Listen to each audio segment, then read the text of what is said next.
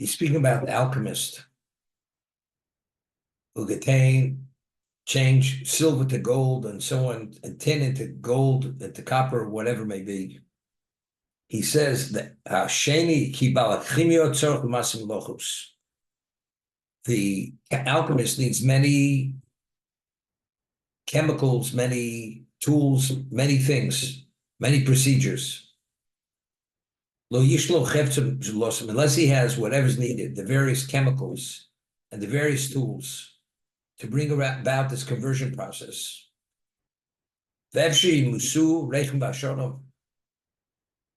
And maybe because of the fumes and the odors which come out of these chemicals, he may not survive it. After everything is said and done, even if he succeeds in turning whatever into anything, nothing into something, but look at the consequences, the terrible ramifications of what happens, because he's exposing himself to things which may be lethal to him. In Masmot Savod of Orche Yom, there's this incessant, continuous involvement, this exposure to all whatever he's involved in. There was a person, a friend of somebody, and he was a professional photographer, and he himself used to develop the film himself, and he'd have a darkroom in his house, and he used all kinds of chemicals to develop he did develop over years. He was doing it. Eventually, he contracted a terminal illness, and he died from it because of the year-long exposure to these chemicals. There was a person, he was a observant doctor, he was a radiologist, and he was the best in the field. Why?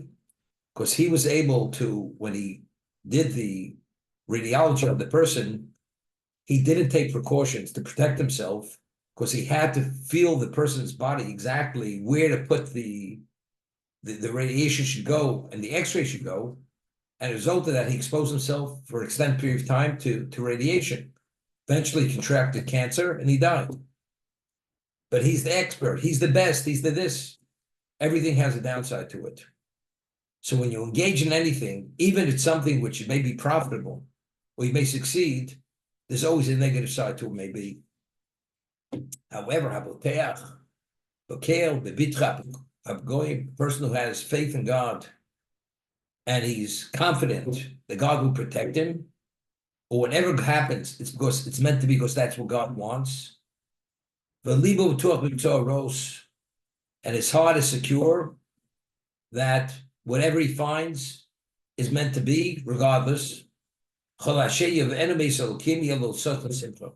Whatever God brings to the fore, he embraces it, he's happy, he's satisfied with that. And as a result of that, his sustenance, his earnings come to him without pressure, in a state of what? Of tranquility. Because it's meant to be. If it's meant to be, I will have. It's not meant to be, I should have, I won't have it.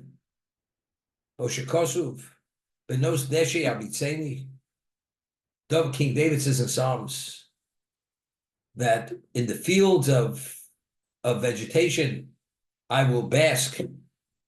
God will lead me on the waters of peace. He will lead me along those waters. Now, it's interesting. There was some person, his brother-in-law to Rabbi Pinto, his name is Gabriel Amos. And he used to tell me that whenever he wanted to relax, he went on a deep sea fishing boat, went out into the ocean, just sat, looked at the ocean. The ocean has a phenomenal calming effect. Regardless of how stressed you are, you go there and you expose yourself to the ocean air and the ocean, what it is, and the sky. A lot of that tension and pressure begins dissipating. And you stop feeling you're back to yourself. A person who has faith in God,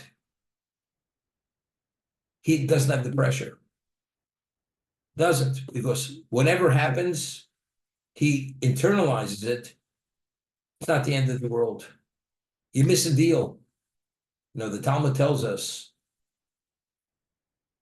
a person who has greed, person who's not satisfied, person who's envious, person who has uncontrollable anger, these negative characteristics, his life is no life.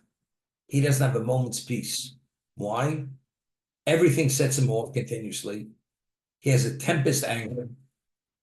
Whatever he sees, he's envious of that other person because he wishes he would have what that other person has, or he feels that a person has no right to it. He has the right to it. So wherever he turns, literally, it's corrosive. He's literally being eaten away. He says that person, his life is no life. That person is not living.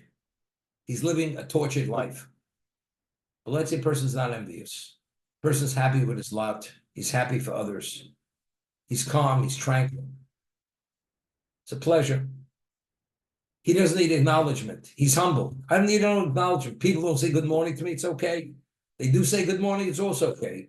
I get the deal. It's okay. I don't get the deal. It's also okay.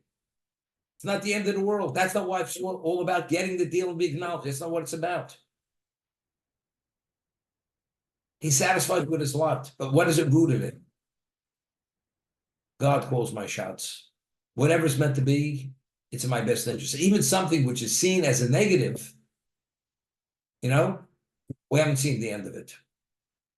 Just had a discussion with the person who's high up he was a very advanced officer in the Israeli army in the cybersecurity. And he was a high officer. He's a lawyer by training, plus he's an entrepreneur, plus many things. And he says to me, what do I think is going on now? With Trump, this new Saudi deal, he sent them F-35 fighters, stealth bombers. He's giving them 300 tanks. What about Israel? What's going to be? What do I think? So I added to it. I said, what about he invited the new president of Syria here? Invite him to the White House. This man, just a few years ago, was a terrorist. And all of a sudden now, he's becoming an ally of the United States. There's an old expression, a leopard doesn't change its spots. We're not talking about just a person who made mistakes. He's a sworn enemy. He's an Islamist. I mean, that's what he is. He was involved in Intifada. He's a jihadist. What do I think? What I think, the way I'm processing it, it's God's world. Ultimately, we have to come to a certain destination. Ultimately, all the nations in the world are going to unite to go against the Jewish people. That's the Armageddon. And they're going to come against Israel. And the prophet prophesies what's going to happen. That the moment they step on that land, there's going to be cosmic destruction for these people. Their flesh is going to fall off their bodies. Their eyes are going to just melt in their sockets. This is what the prophet said thousands of years ago. That's what's going to happen. It hasn't happened yet. Each one of these nations, Saudi Arabia, whatever they may be, he's selling weaponry, even though they're not part of NATO. They're not part of the NATO alliance. But nevertheless, you realize he's blinded by the money because they're going to put $1 trillion into the American economy. And he's going to make all these financial deals. But you know what he's doing? He's creating a setting of a monster that all these Arab nations, hundreds of millions of Arab, they're going to unite with the most sophisticated weaponry. And what do you think they're going to use it for? They're going to display it on Purim. They're going to use all this weaponry, God forbid, to go against Israel, to destroy the Jews. That's what they're going to do. You know what the answer is? It's God's world. That's the answer. Can't worry about it. There's certain things which are beyond our control. Is he a crazy guy? Is he totally pompous and consumed with his ego? Answer is yes. Up to a point, he's safe. Now he's going to areas, you never know where this is going to end. As I said, he's arming every one of these Arab nations to the hilt. It's known factually, Turkey is the greatest enemy of Israel. This Erdogan, whatever he is, rabid. He has an alliance with Iran. All these murder squads all over. That's the Turkey. And Trump invited this character to the White House. Could you imagine? Ultimately, when they start connecting the dots and crossing the T's and being united, the Jewish people are going to have a problem. But if you have faith and you have prayer and you have tradition and you know what was forecasted, you know something? It may be painful, but life is painful. And you take it as it comes, but you don't worry. Because bottom line, it's Hashem's world. That's the beginning and that's the end. It's God's world.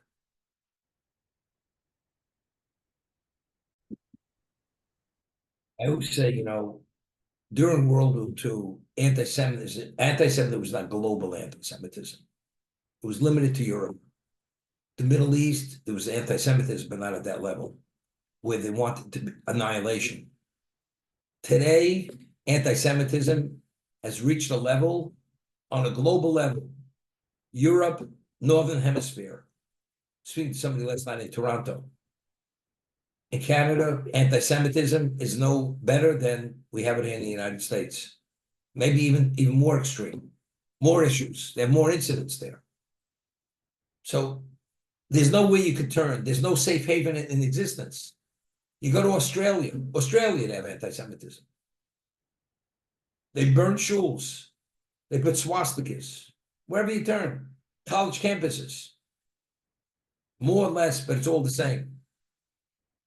And wherever you turn. So how do you live? How do you survive? How do you maintain your sanity? Well, very simple, which is not so simple. If you have trust in God, and God says, just toe the line, follow my way, whatever's meant to happen is going to happen. Which I don't want to happen, it's not going to happen. So no, you just put your blinders on, live responsibly as a Jew, just keep going. That's it. What's going to be? What happens if the Jews are actually like in Europe? They went from country to country. They were expelled. What do you do? What about all the fortunes you made, the home you built? You got to leave it all over. But again, that's Jewish history. It's happened over and over and over, and it still hasn't happened. It's only going to stop at the end of time. When Mashiach comes and all evil was going to be expunged from existence. And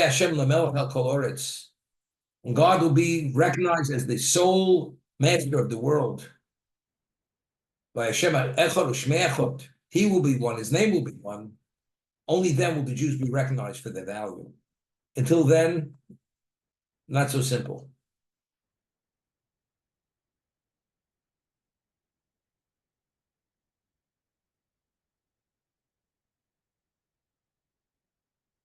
I said something interesting this morning. There's a midrash in this week's portion where the Roman emperor says to Rabbi Yeshua, who was one of the Torah sages, he says, we nations were very benevolent. Why? Because he says, how's it possible that one sheep is surrounded with 70 wolves and you're not devoured? How's it possible? Evidently, the answer is because we're very compassionate, we're very benevolent. So the rabbi answers him, he says, why? Because we got a tough shepherd.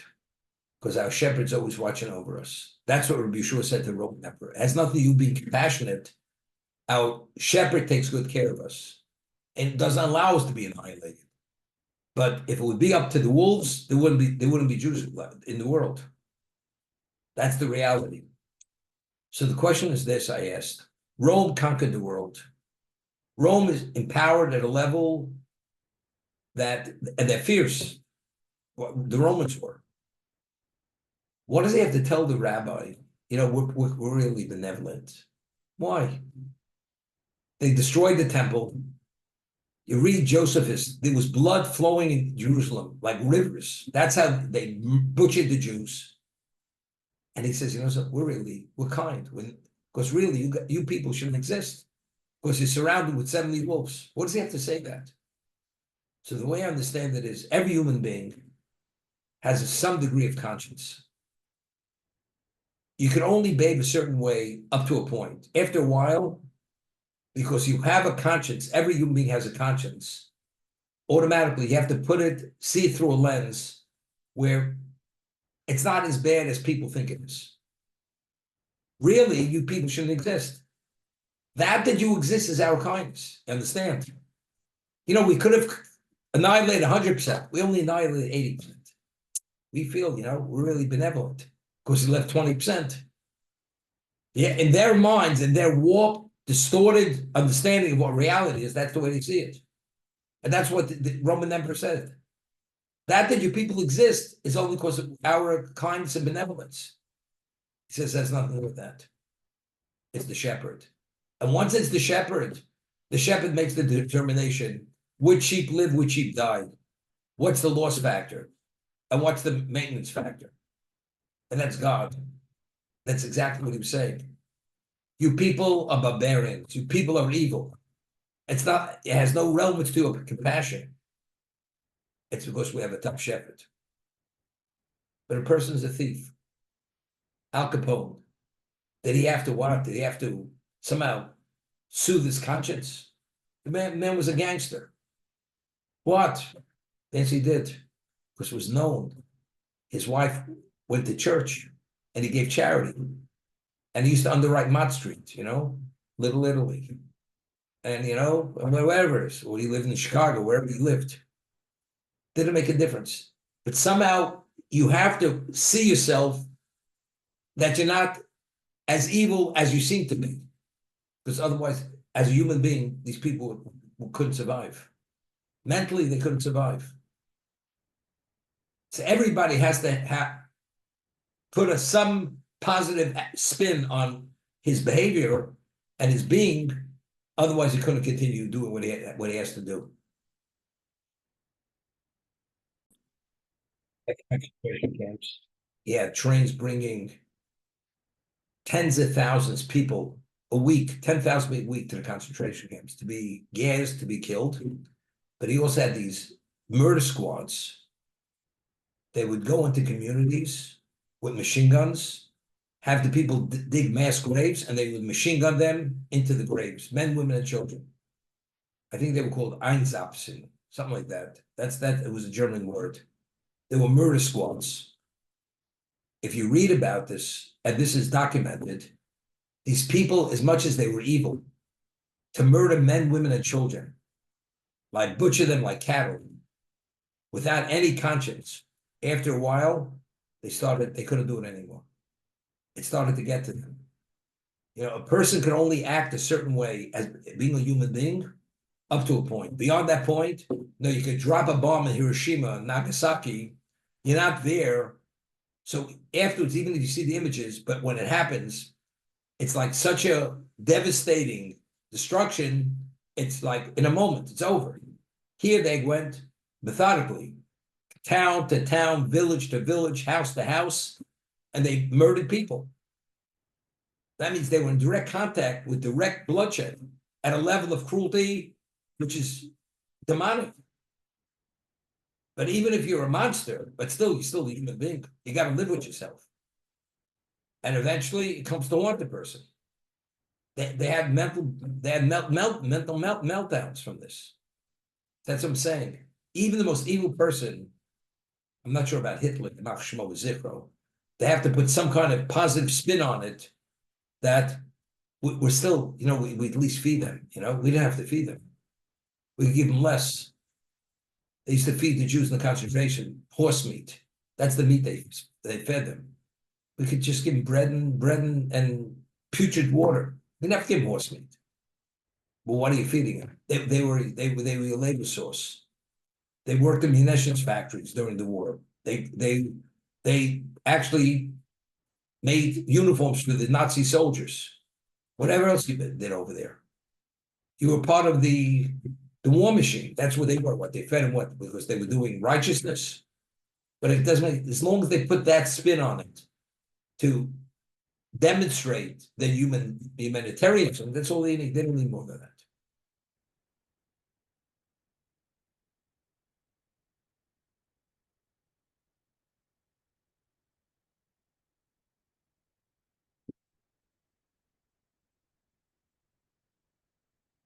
We read Shmuel Navi, Samuel the prophet. In a certain context, he was as great as Moshe and Aaron. And he was the one who anointed King Saul to become the king. And King Saul was given the charge to destroy Amalek, the Amalekites. And he failed. How did he fail? Because firstly, he did not kill the king, Agag. And also, he was not permitted to take sheep and cattle from their flocks. He was supposed to destroy everything. No survivors. So he brought the king back. Now, God comes to Samuel the prophet, says, I regret that I installed him to be king.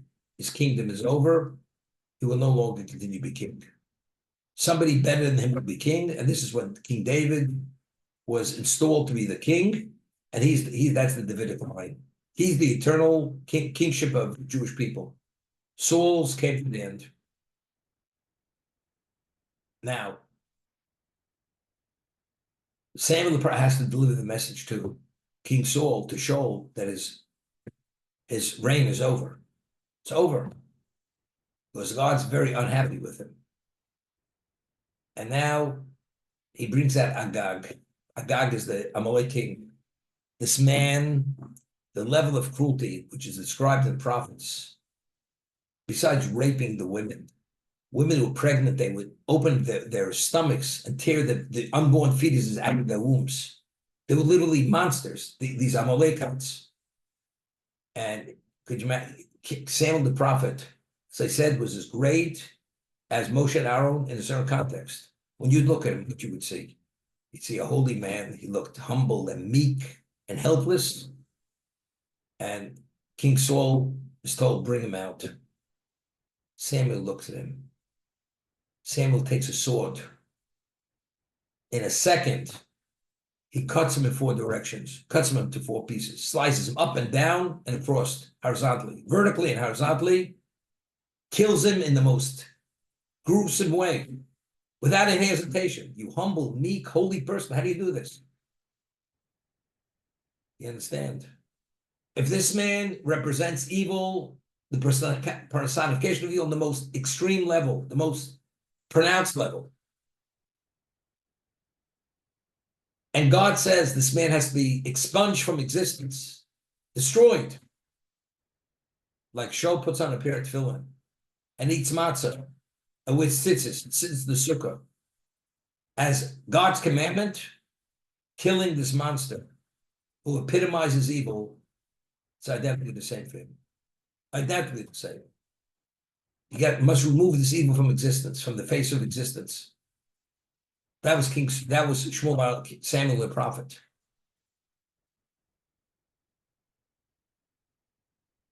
After October 7th, Zaka is an organization in Israel.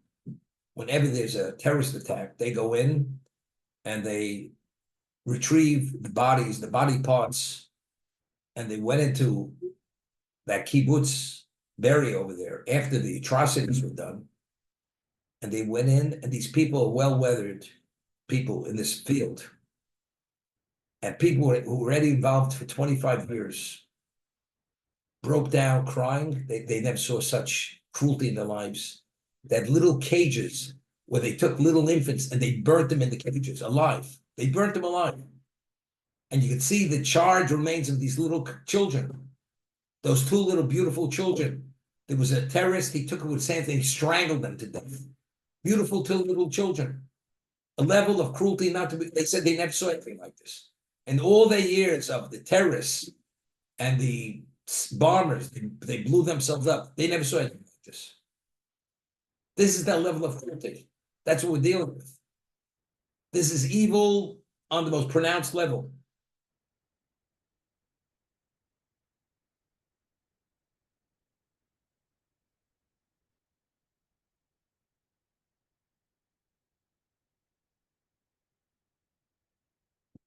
Eisenhower, when he went to liberate the camps, he went in, he saw things there that he never saw in his life. He was a man already in his 50s. He was a well-weathered soldier. He saw war, he saw death, he saw everything.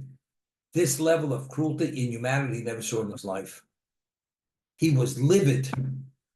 He couldn't contain himself in terms of what the Germans were.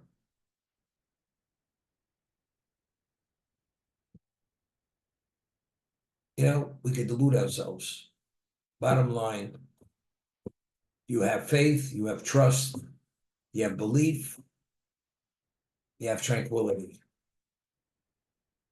You have to rely on. If you don't, God says, you rely on me, I'm with you. You don't rely on me, then you're all by yourself. And if by yourself, you very often, the outcome is not great. Even if it's great, it's not great because you never know. God sometimes gives a person enough rope to hang himself. When God's with you, he may keep you on a short leash, but you're protected by him. That's the difference. And if you buy into it, you're going to be the winner at the end of the day.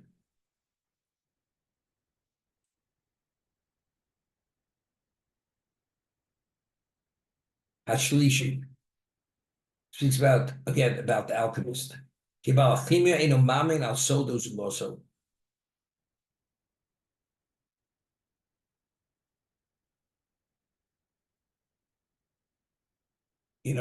People have, Coca-Cola many years ago had the secret formula. Nobody knew it. Very few people knew the ingredients, the formula to Coca-Cola. It was divulged a number of years ago. Why?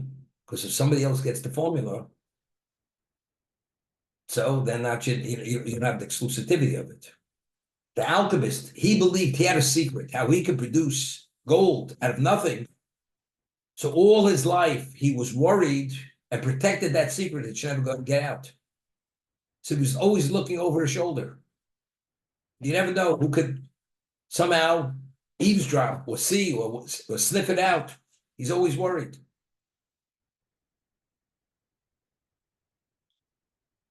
And he could even be threatened with his life.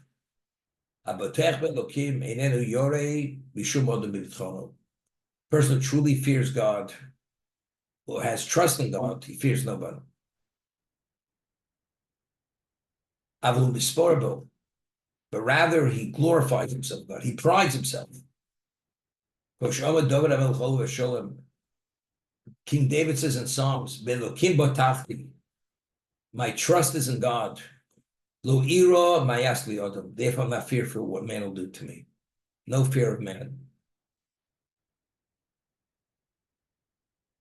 There was a town, a city, it wasn't a town, it was more, in Lithuania, Poland. It was Russia at one time. It was called Lumzha. Lomza, Lumzha.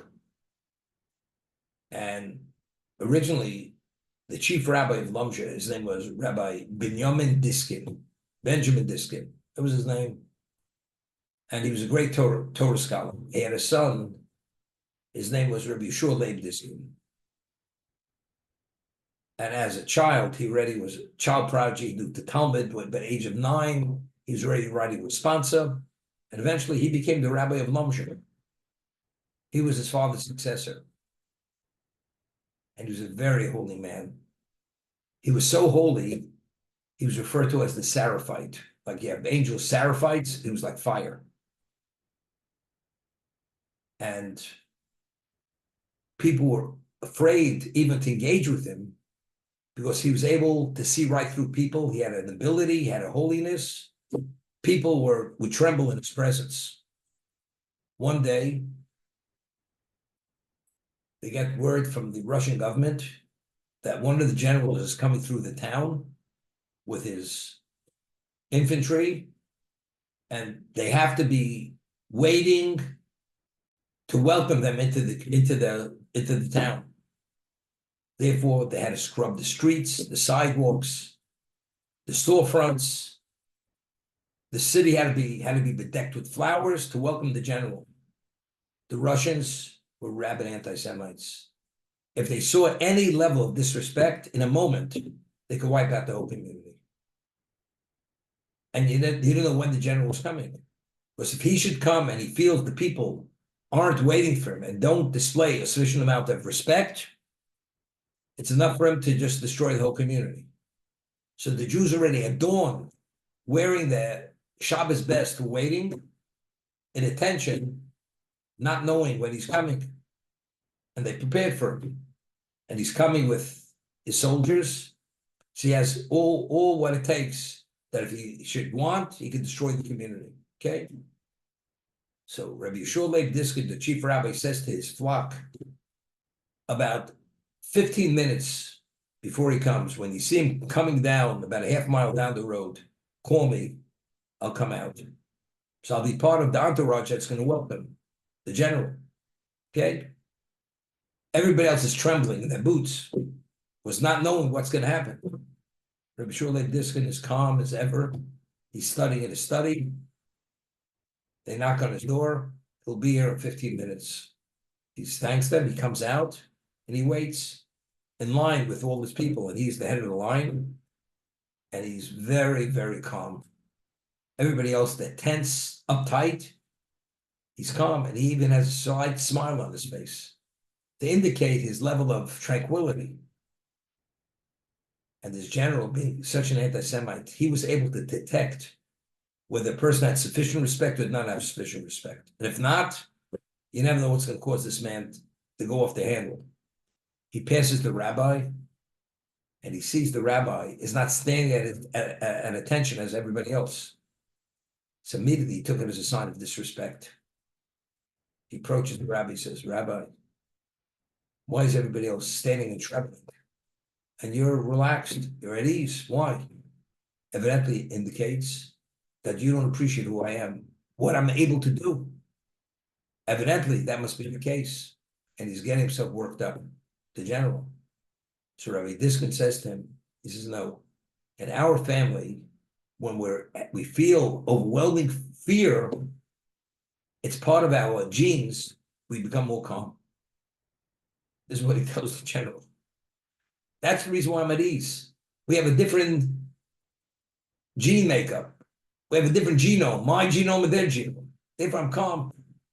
But it's only because I'm so overwhelmed with fear and reverence and everything else, I feel negated to you. That's why I'm so calm. But it's only indication. But internally, I have tremendous turmoil within me because I'm fearful. And they left. But what was the answer? What was the truth? The Rishur Leib Diskin, he was known as the Seraphite. He understood nothing could happen to him unless God wants it to happen to him. That's why he was at ease, he was at peace, tranquil. This monster says, how's it possible? Evidently, it's a disrespect. That's what it's about.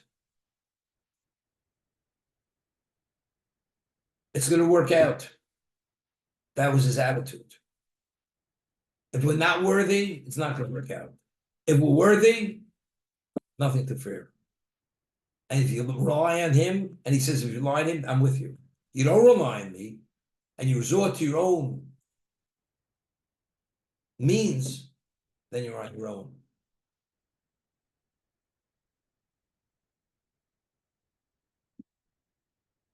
Belief and trust is not something abstract imagination. It's a reality in a person's life.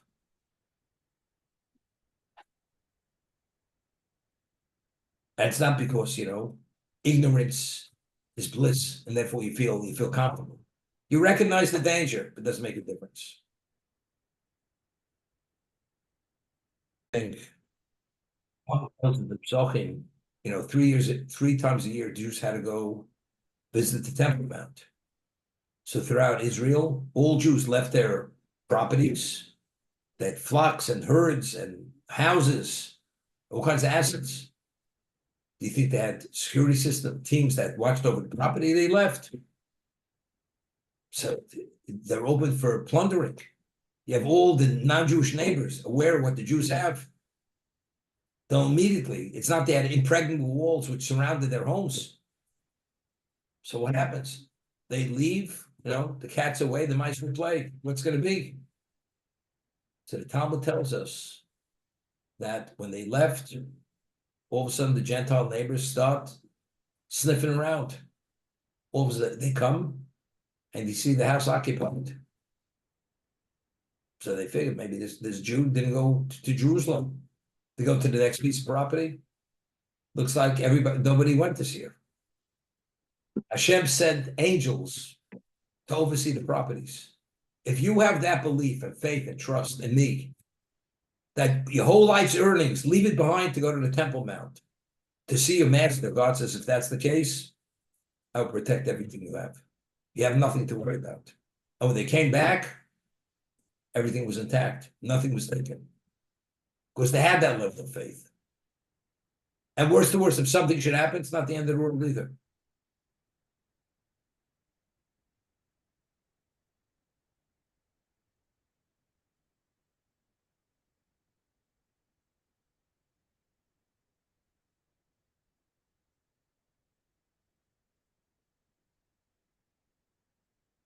Known fact, people are Hasidim, real ardent Hasidim. They have a rabbi, a Rebbe, they call the Rebbe. For that Rebbe to be in their homes, that they should have the privilege to host the Rebbe, for them, it's the greatest privilege. Not only that, if it's a very special Hasidic rabbi, to have the privilege, they'll pay $100,000 if a person can afford it to stay in their home. They'll pay for it. When that rabbi stays in their home, you know what happens? All the Hasidim to come along. And the house, for as many days as there, is occupied with Hasidim from day to night. Every piece of furniture in the house is broken. The house is abused with that kind of traffic coming in for a week or 2 weeks, and all the food being served, and the crowds being in there. There's nothing much left of the house. The one who's hosting it, where he has all this so-called this damage. Do you even think he thinks about the house, about the furniture? He knew in advance. It's worthwhile. It's worth everything in the world. To have the Rebbe in my house, I should be able to host the prince. Furniture means nothing. The house means nothing. The cost means nothing. I've achieved everything I want in my life. The rabbi's here. The holy rabbi's here. That's what it's about. You go to Jerusalem, you want to see L'havdil, to see the countenance of the master of the universe, the master, God. What about your properties? What about your heritage? You know what this is? This is once in a lifetime opportunity. I'll be touched at a level, there's nothing in existence to compare to that. I'm going to worry about my sheep and my turtle collection in the little cheese box. That's what I'm going to worry about. Or my night crawlers that I caught to go fishing. I'm going to be worried about this. It's all meaningless. That's the way. So when a Jew sees it that way, God says, you have nothing to worry about. When you come back, everything will be intact. But if you worry about it and you don't appreciate who God is, God says, now you have to worry. I will not provide that protection that you need.